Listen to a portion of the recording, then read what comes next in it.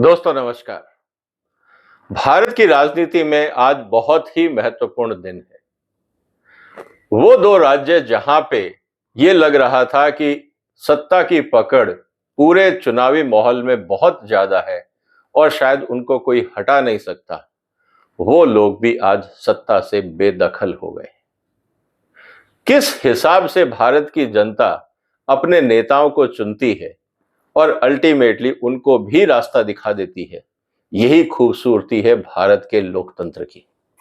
हम चाहे कितना भी बोलें कि हिंदुस्तान में गरीबी है, बेरोजगारी है, अनपढ़ लोग हैं, लिटरेसी लेवल कम है, वगैरह वगैरह, हम हर तरह से इस डेमोक्रेसी को अंडरमाइन करने का प्रयास करते हैं, लेकिन जब जनता अपना रुख दिखाती है तो कोई टिक नहीं पाता है। और आज का दिन इसी बात को याद दिलाता है। तो आज हम इसी की चर्चा करेंगे दोस्तों कि आफ्टर ऑल ऐसा क्या हुआ, क्यों ऐसा हो रहा है कि जितने भी नए दल हैं या राजनीतिक दल हैं या क्षेत्रीय दल हैं, वो अपनी जमीन खोते जा रहे हैं। क्यों भारतीय राजनीति को नई दिशा की जरूरत है और लीडरशिप क्राइसिस हर लेवल पे क्यों खड़ा होता जा रहा है, इसको आज समझने का प्रयास करेंगे। उम्मीद है आप इस वीडियो को अंत तक देखेंगे और इस चैनल को सब्सक्राइब भी करेंगे अगर अभी तक आपने नहीं किया है तो। दोस्तों एक चीज जो बहुत क्लियर है, इस चुनाव से पहले भी हमने देखा और आज भी देखा, जो भारतीय वोटर है वो ये देखता है कि जो नेता आज कुर्सी पे है, क्या ये मुझे अच्छा भविष्य दे सकता है या नहीं। अगर वो नहीं दे सकता तो उसको बदलने का टाइम आ गया है, चाहे वो कोई भी हो, किसी भी राज्य में हो। और अनफॉर्चुनेटली जो हमारे पॉलिटिकल लीडर्स हैं वो इतिहास देखते हैं, वो इतिहास के हिसाब से गुणा भाग करते हैं कि कैसे इस पूरे तिकड़म को खेला जाए, कहां पे कौन सी जाति का वोट होगा, कौन से धर्म का वोट होगा, किसको कैसे किसके खिलाफ लड़ाया जाए, क्योंकि इतिहास ये बताता है। वो इतिहास देख के प्लानिंग कर रहे होते हैं, जबकि देश का वोटर भविष्य के लिए प्लानिंग कर रहा होता है। और यही दुविधा है जिसके कारण हम ये कहते हैं कि सत्ता क्यों बदली। फर्क जो वोटर सोच रहा है और जो नेता सोच रहे हैं, उसमें बहुत बड़ा फर्क है। आज हम इसी की चर्चा करते हैं। अगर हम ये देखें कि जिस तरह से ममता बनर्जी और डीएमके की हार हुई, इससे कई मैसेज सामने आते हैं। एक तो बहुत क्लियर है कि साहब सत्ता बदल गई, नया पूरा लोकतंत्र आ गया, लेकिन जिस तरह से तमिलनाडु में वोटिंग हुई और जिस तरह से वेस्ट बंगाल में वोटिंग हुई और बाकी जगह हुई, आप ये देखेंगे कि वहां की जनता ने ये सोच के वोट किया कि उनके हित में क्या है। वो कहीं किसी एक व्यक्ति विशेष या एक व्यक्ति पार्टी के पीछे वो नहीं खड़े हुए। इस बात को समझना होगा। अब हम इसकी चर्चा करते हैं, आफ्टर ऑल ऐसा क्या हुआ। Strong regional leaders are no longer unbeatable. हमने देखा बंगाल में, हमने यही बात देखी डीएमके के जो सुप्रीमो है स्टालिन साहब, उनके साथ भी 15-15 साल से आप सत्ता में हैं, आप कुछ काम नहीं कर रहे, या जो आप कर रहे हैं शायद जनता की आशाओं पे पूरे नहीं उतर रहे, तो जनता को लगा कि अब बदलने का वक्त आ गया है। यही कारण आपने देखा नीतीश कुमार जी के साथ बिहार में, यही देखा आपने चंद्रशेखर राव के साथ तेलंगाना में, जिन्होंने संस्थापक के रूप में तेलंगाना बनाया। उनको बहुत उम्मीद थी कि जनता आखिरी समय तक उनका साथ देगी, लेकिन ऐसा होता नहीं। दूसरी तरफ अगर आप ये देखें, यही चीज बीजेपी चाहे कितनी ही बात करे, कर्नाटक में लोगों ने बीजेपी को हटाया। इसी तरह से अगर आप देखें तो हिमाचल के अंदर भी पलटी हुई। कहने का मतलब ये है कि आप कोई भी हो, जनता डिसाइड करती है कि उनको करना क्या है। इसीलिए regional dominance now has a shelf life. अगर आप रीजनल पार्टी हैं, सिर्फ रीजनल भाषा को लेकर या रीजनल इंटरेस्ट को लेकर अगर आप पॉलिटिकल गेम खेलते हैं, जनता थोड़ा समय आपको साथ देगी इस उम्मीद से कि अगर आप कह रहे हैं तो अपने राज्य के लिए कुछ करेंगे। अगर आप नहीं करेंगे तो फिर आपको भी बदलने का टाइम आ गया है। दूसरा मुद्दा यह आता है कि anti incumbency is stronger and faster. लोग आने वाले समय में आप देखेंगे और भी ज्यादा बेचैन होंगे। जो यूथ है, सोशल मीडिया का जमाना है, यहां पे सेकंड्स का खेल होता है। लोग 2, 3, 4 सेकंड में वीडियो बदल देते हैं। तो जब सत्ता के ऊपर 5 साल कोई काबिज है और कुछ नहीं करता तो क्या जनता उसको टॉलरेट करेगी? पॉलिटिशियंस को ये समझना होगा। लोगों की चिंताएं और समस्याएं बढ़ रही हैं, लेकिन जब सरकारें काम नहीं करती तो आपको बदलने का टाइम आ गया है। और ये मैसेज है बहुत क्लियर और बहुत तेजी से बदलाव है। अब लॉयल्टी फैक्टर का जमाना गया, इस बात को हमें समझना होगा। इसीलिए हम ये कहते हैं कि जो गवर्नमेंट है उनके ऊपर भी बैकलैश आएगा। Even the heavyweight regimes get questioned. अब आप देखिए मोदी साहब को कितनी एमपी सीटें मिली। कहने को वो दुनिया के में आज भारत के प्रधानमंत्री हैं, लेकिन सीटें तो बीजेपी की भी कम हुई। तो ये कहना कि मोदी साहब के ऊपर सवाल नहीं उठ रहे, उनके ऊपर भी सवाल उठ रहे हैं और लोकसभा सीटें उसको बता रही हैं। इसीलिए हर व्यक्ति को सोचना होगा कि आज की तारीख में क्या होने वाला है। इसके अलावा even welfare heavy regimes get question. जैसा हमने दिल्ली में केजरीवाल का हाल देखा, डीएमके का देखा, ममता जी का देखा, हर जगह वेलफेयर स्कीम आपने दी, लॉलीपॉप दिया, लेकिन उसकी भी एक लाइफ है, उसके बाद वो लॉलीपॉप भी काम नहीं करता। Elections are becoming performance review, not just loyalty contest. कि हम अपने राज्य को कहें कि साहब हम बंगाल की धरती के लिए काम कर रहे हैं, ये तमिलनाडु की बात है, वो नॉर्थ इंडिया है, ये साउथ इंडिया है, ये बंगाल है, वो हिंदी बेल्ट है। इस तरह की जो बांटने वाली बातें हैं, जनता ने इसको नकार दिया है। जनता ने कहा है कि भैया काम करो, ये फालतू बातें करके हमें धोखे में मत रखो, हमें रोजगार चाहिए, महंगाई कंट्रोल करो और रिजल्ट दिखाओ। हमने आपको 5 साल जनता ने चुन के भेजा है रिजल्ट देने के लिए, कुर्सी गर्म करने के लिए नहीं भेजा है, और उसका जवाब जनता मांग रही है। तीसरी इंपॉर्टेंट चीज जो मैं पिछले 20 साल से लगातार कहता रहा हूं, आप मेरे ब्लॉग पे भी जाके देखेंगे, जब बिहार के इलेक्शन हुए, महाराष्ट्र के इलेक्शन हुए, गुजरात के इलेक्शन, मैंने हर इलेक्शन के बाद एक मैनेजमेंट लेसन्स क्या मिले उस इलेक्शन से, इस पे बहुत सारा लिटरेचर क्रिएट करने की कोशिश करी है। इस बात को फिर हम दोहरा रहे हैं, ऑर्गेनाइजेशन इज बीटिंग पर्सनैलिटी। ममता जी बहुत बड़ी लीडर हैं, लेकिन टीएमसी पार्टी क्या बीजेपी के मुकाबले ज्यादा स्ट्रांग है? डीएमके में स्टैलिन साहब बहुत बड़े लीडर हैं, क्या डीएमके की पार्टी जो वहां पे नई पार्टी उभरी है, क्या उससे ऑर्गेनाइजेशन के मुकाबले ज्यादा एफिशिएंट है? आज सवाल इस बात का हो रहा है। और जितने भी हमारे रीजनल पार्टीज हैं, अगर आप ध्यान से देखें, कांग्रेस क्यों खत्म हुई? कांग्रेस का ऑर्गेनाइजेशन ही नहीं। आप देखिए बाकी जितनी रीजनल पार्टीज हैं, चाहे वो फैमिली ओरिएंटेड पार्टी रही हो, मुलायम सिंह जी की पार्टी हो, लालू प्रसाद जी की पार्टी हो, जितने बाकी सो कॉल्ड पॉलिटिकल फैमिलीज थी, ये अपने आप में तो बहुत बड़े थे, लेकिन इन्होंने कभी अपनी ऑर्गेनाइजेशन नहीं बिल्ड करी। और जब आप ऑर्गेनाइजेशन बिल्ड नहीं करते हो तो आपकी लॉयल्टी सिर्फ आपके आसपास 5 किलोमीटर तक रहती है। उसके आगे जैसे जैसे डिस्टेंस बढ़ता है, आपके प्रति जो सो कॉल्ड प्रतिबद्धता है, जो लॉयल्टी है, वो धीरे धीरे खत्म होने लगती है। तो हर स्टेट के हर कोने में अगर आपको अपने वोटर्स को एक्टिवेट रखना है तो ऑर्गेनाइजेशन बनानी पड़ेगी। ये चीज जितने भी अपोजिशन पॉलिटिकल पार्टीज हैं उनको आरएसएस बीजेपी से सीखना चाहिए, और इसका फायदा बंगाल में उनको मिला है। तो personality driven parties centre around one leader और family, they have no future, and cadre based parties with deep grassroot structures are important. अब आप कहेंगे कि साहब कैडर बेस्ड तो कम्युनिस्टों में भी था, उनकी आइडियोलॉजी लोगों को पसंद नहीं थी, उसकी आइडियोलॉजी की एक्सपायरी डेट आ गई थी, इसीलिए उनके साथ प्रॉब्लम है। वो लोग वक्त के साथ अपने आप को बदले नहीं। जैसे चाइनीज कम्युनिस्ट पार्टी ने अपने आप को बदला, भारतीय कम्युनिस्ट पार्टी इतिहास में ही रही, वो कभी आगे का सोच ही नहीं पाया। अगर हम देखें बीजेपी का ऑर्गेनाइजेशन, सीधी सी बात है, बीजेपी का पूरा फाउंडेशन जो है वो आरएसएस है, और उसके ऊपर फिर पॉलिटिकल एक्टिविटीज बीजेपी का है। तो ये ऑर्गेनाइजेशन है। It means strong party machines and booth level work is very important to mobilise. अगर आप देखें इस समय जो हाई वोटिंग परसेंटेज हुई है बंगाल में, उसका कारण ये है कि जो लोग ममता को बदलना चाहते थे, अगर वो घर से नहीं निकलते और वोट नहीं डालते तो बीजेपी को ये सफलता नहीं मिलती। उन लोगों को घर से मोबिलाइज करना, कि आप जाइए चुनाव में वोट डालिए, नहीं तो ममता दीदी वापस आ जाएंगी और फिर जिस तरह से उन्होंने हिंदुओं को प्रताड़ित किया था फिर करा जाएगा। तो लोग घर से निकले, वोट डाला और रिजल्ट हमारे सामने है। तो ये ऑर्गेनाइजेशन भी इंपॉर्टेंट होती है।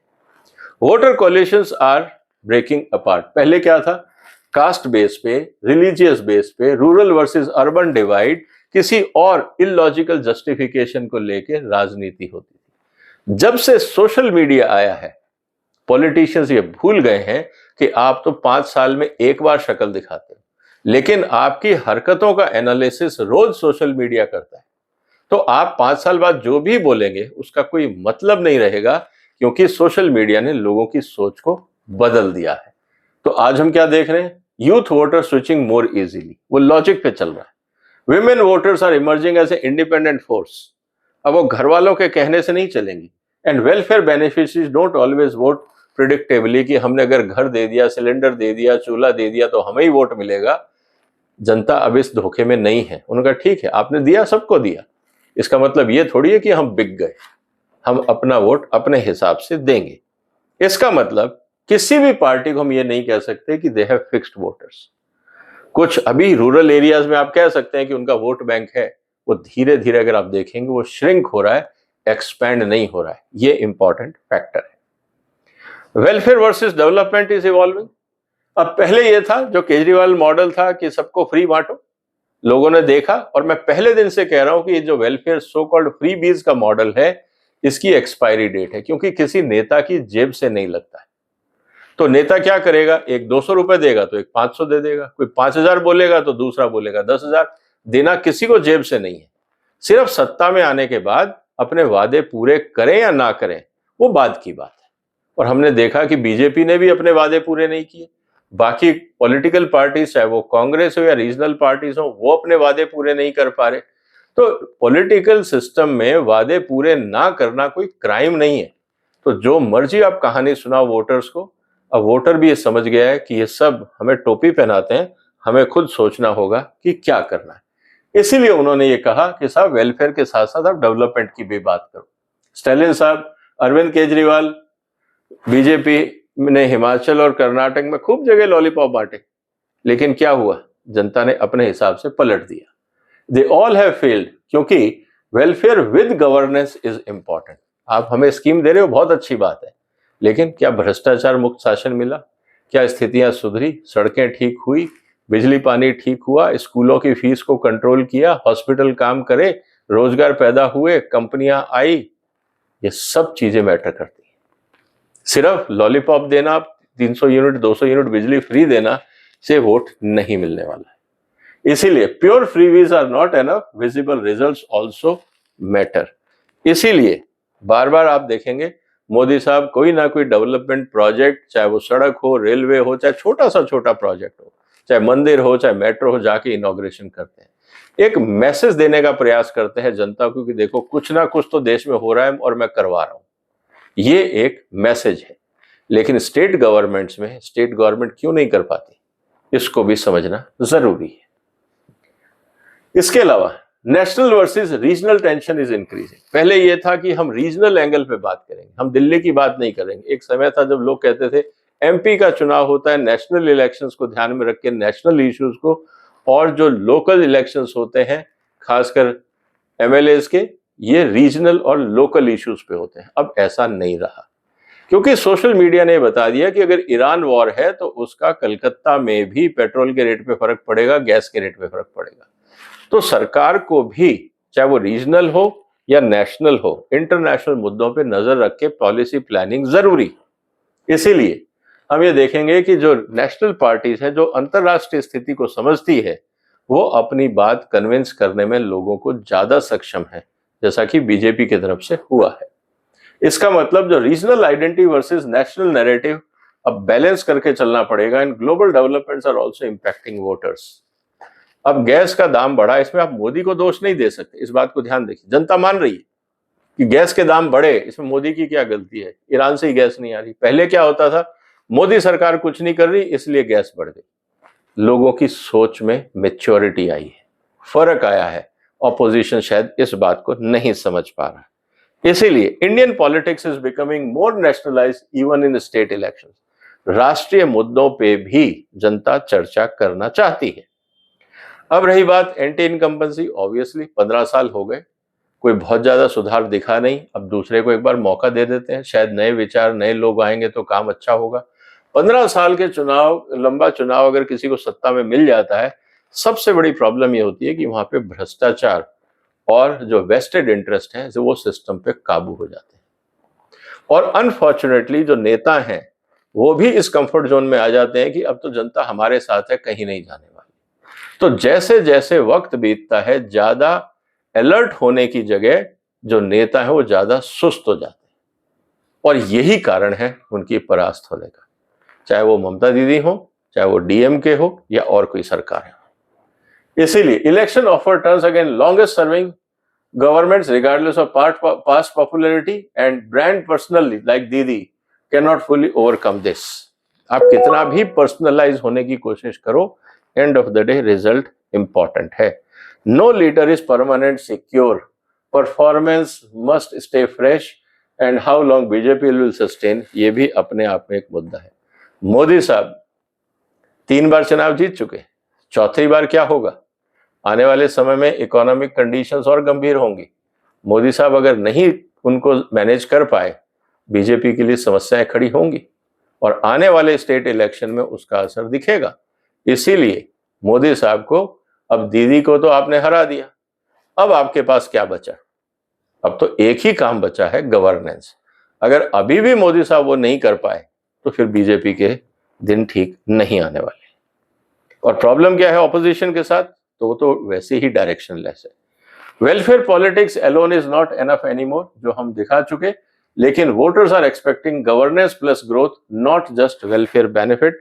इसको समझना होगा। Expansion of BJP into a new region with organisation, ये भी हम बात कर चुके आपसे कि अगर आपको ज्योग्राफिकल एक्सपेंशन करना है, अपना वोट बेस बढ़ाना है, तो आपको ऑर्गेनाइजेशन तैयार करनी होगी। केजरीवाल का मॉडल क्या था कि हम पूरे देश में चुनाव लड़ेंगे, लेकिन फ्री बिजली, फ्री पानी, फ्री एजुकेशन, मोहल्ला क्लिनिक, ये 4-5 गोली हर एक को देंगे और कर लेंगे। ऐसा होता नहीं। दुनिया इतनी मूर्ख नहीं है जितना पॉलिटिशियन समझते हैं। इसीलिए आपको स्टेट वाइज गवर्नेंस मॉडल देना होगा कि आप जो फ्री बीज ला रहे हो, इसका पैसा कहां से लाओगे, ये तो बता दो। ये कोई पॉलिटिशियन नहीं बताता। इलेक्शन मैनिफेस्टो में जितने वादे किए जाते हैं, उसके संसाधन कहां से आएंगे, देश की जनता को ये सवाल पूछना चाहिए। अभी तक हम ये नहीं पूछ रहे हैं, इसीलिए इस बात को समझना होगा।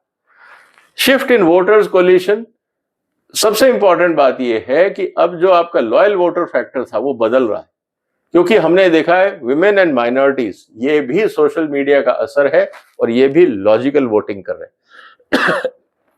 एन मास वोटिंग नहीं होती है। इसका मतलब यह है कि आपका जो बेस है वो परमानेंट नहीं है। Political loyalty is no more a factor, आपको काम करना होगा। न्यू एज कैंपेनिंग मैटर, अब आप देखिए मीडिया का influence, ground level plus technology outreach through social media and बाकी चीजें, ये सब फैक्टर कर रहे हैं। लेकिन इंपॉर्टेंट चीज ये है कि आपका मैसेज क्या है, आप क्या कहना चाह रहे हैं, स्ट्रेटेजी क्या है, मैसेजिंग क्या है, और डेटा आपके पास कितना है, ये आज फैक्टर है। लोगों के दिमाग और दिल तक पहुंचने के लिए आपको इफेक्टिव कम्युनिकेशन करना होगा। हमारे ऑपोजिशन के साथ ट्रेजेडी ये है कि इतने मुद्दे हैं इस देश में, वो ढंग से एक भी नहीं उठा पा रहे। आज एक मुद्दा उठाते हैं, कल कुछ और उठाते हैं, परसों कुछ और उठाते हैं। उनको यही समझ में नहीं आता कि एक मुद्दे को लॉजिकल कंक्लूजन तक कैसे ले जाया जाए। अगर बीजेपी को घेरना है तो पूरा ढंग से घेरो। सिर्फ ये कहना संविधान खतरे में है, ये कोई मुद्दा नहीं है, ये राजनीति है। इस बात को भी समझना होगा। अब सबसे बड़ी बात क्या है, जिस तरह से डीएमके और ममता जी की हार हुई है, that is a big blow to opposition unity. पहले ही वो एक दूसरे को पसंद नहीं करते थे, आफ्टर ऑल ये निकले कहां से सारे दल, एक दूसरे के खिलाफ ही तो खड़े हुए थे। कांग्रेस से कितने दल टूट के अलग हुए, समाजवादी के कितने दल टूट के अलग हुए। तो कहने का मतलब ये है कि पहली बात तो यह है कि सारे जो रीजनल लीडर हैं ये महत्वाकांक्षी, ये एक दूसरे को टॉलरेट कर ही नहीं सकते। और अब तो रिजल्ट ने भी बता दिया। तो केंद्र में ये कुछ और बात करेंगे, लेकिन राज्यों में एक दूसरे की टांग खींचेंगे। जनता भी समझ रही है कि यार ये सब स्वार्थी लोग हैं, सिर्फ कुर्सी की लड़ाई है, इनकी कोई आइडियोलॉजी है ही नहीं। इसीलिए उनके पास ना स्टेबिलिटी है ना यूनिटी है, तो काय को वोट देके टाइम वेस्ट किया जाए। तो कुल मिला के दोस्तों बात क्या आती है, Indian voter is looking for better future. क्या आपके मैनिफेस्टो में फ्यूचर है या सिर्फ लॉलीपॉप की लिस्ट है, ये पॉलिटिकल पार्टी को समझना होगा। Indian voters are more result oriented, demanding and less loyal. अब आप लॉयल्टी फैक्टर भूल जाइए, रिजल्ट दीजिए और वोट लीजिए। Strong leaders can fall if they don't adopt to the new reality. अगर आप वक्त के साथ नहीं बदले, आप आउटडेटेड हो जाओगे। ये बार बार ये कहना कि साहब हम हिंदी विरोधी हैं और वो हम बंगाल के रक्षक हैं और बंगाल की अस्मिता के लिए हम लड़ रहे हैं, हिंदुस्तान में कोई बंगाल के खिलाफ नहीं है। तो ये झूठा नैरेटिव बनाने से अब आप कन्विंस नहीं कर सकते। आप साउथ में बोलें कि साहब ये नॉर्थ इंडियन पार्टी है, तो आज सोशल मीडिया ये कहता है कि भारत एक नहीं है। अब आप क्या जवाब बोलोगे? तो स्थिति बड़ी विचित्र है। साउथ इंडियन लोग नॉर्थ में भी काम कर रहे हैं और नॉर्थ वाले अगर साउथ में जाके काम कर रहे हैं तो क्या प्रॉब्लम है? शायद डीएमके के लीडरशिप को ये बात समझ में ही नहीं आई, और जिस तरह से सनातन धर्म के खिलाफ उल्टी सीधी बातें की गई, तो लोगों को ये समझ में नहीं आया कि ये हमारे नेता चाहते क्या है। ये मुद्दा भी इंपॉर्टेंट है। इसीलिए जो बड़े बड़े लीडर हैं वो गिरे, और आइडेंटिटी प्लस वेलफेयर के साथ परफॉर्मेंस, नैरेटिव एंड ऑर्गेनाइजेशन। अगर आपके पास परफॉर्मेंस नहीं है, ऑर्गेनाइजेशन नहीं है और आपका कम्युनिकेशन प्रॉपर नहीं है, आप चुनाव नहीं जीत सकते आज हिंदुस्तान में। इस बात को समझना होगा। तो अब मुद्दा क्या है, आने वाले चुनाव में जिन बातों को हम देखेंगे, power is less permanent than before, Modi ji will also face this challenge soon. अगर इकोनॉमिक कंडीशन मोदी जी ने नहीं संभाली, चाहे ईरान का मुद्दा कितना ही हो, रोजगार, investments, foreign direct investments, ground level पे करप्शन, जिस तरह से समस्याएं हैं ग्राउंड लेवल पे जो आम आदमी झेलता है, अब सब जगह तो आप बीजेपी की सरकार ले आए, राज्यों में भी बीजेपी की सरकार है और केंद्र में भी। तो अगर राज्य सरकारें भी अगर नालायक हैं, तो सीधा असर मोदी साहब की इमेज पे आएगा, क्योंकि आप ही तो बोल रहे थे मोदी है तो मुमकिन है। तो जब हमारे राज्य में सरकारें काम नहीं कर रही, इसका मतलब मोदी साहब काम नहीं कर रहे, लोग यही इंटरप्रेट करेंगे। तो मोदी जी को अब अपनी स्टेट गवर्नमेंट्स की क्लास लेनी शुरू करनी चाहिए। हर स्टेट का मंथली रिव्यू होना चाहिए कि क्या किया, क्या सुधार किए, भ्रष्टाचार कम करने के लिए क्या कदम उठाए गए, इन्वेस्टमेंट्स और जॉब क्रिएशन के लिए क्या किया गया। अगर ये मंथली रिव्यू नहीं किया मोदी जी ने, तो फेलियर फिर बीजेपी की ही है। Voters are more experimental and less loyal. अगर जैसे आज हमने तमिलनाडु में देखा, नई पार्टी 2 साल पहले बनी है, आज ऑलमोस्ट सत्ता के करीब। बीजेपी कई सालों से लड़ रही है, उसको नहीं जनता ने चुना, उन्होंने एक नई पार्टी को चुना। इसका मतलब क्या है, लोग एक्सपेरिमेंट करना चाहते हैं, देखना चाहते हैं कि क्या नई सोच हमारे फायदे की है, और ये बात पुरानी पार्टियों को समझनी होगी। जो तमिलनाडु का एक्सपेरिमेंट है, मुझे लगता है ये हर स्टेट में होना चाहिए। जो वहाँ के पॉपुलर लोग हैं उनको सामने आना चाहिए, पॉलिटिकल पार्टीज बनानी चाहिए, क्योंकि जो एग्जिस्टिंग रीजनल पार्टीज है वो डिफंक्ट है। तो स्पेस और अपॉर्चुनिटी बहुत बड़ी है। केजरीवाल ने एक मॉडल बनाया था, अनफॉर्चुनेटली अपने पैरों पे कुल्हाड़ी मारी। जितना भ्रष्टाचार किया, लोगों ने कहा ऐसे से तो बेहतर है कि पुराने लोग ही ठीक।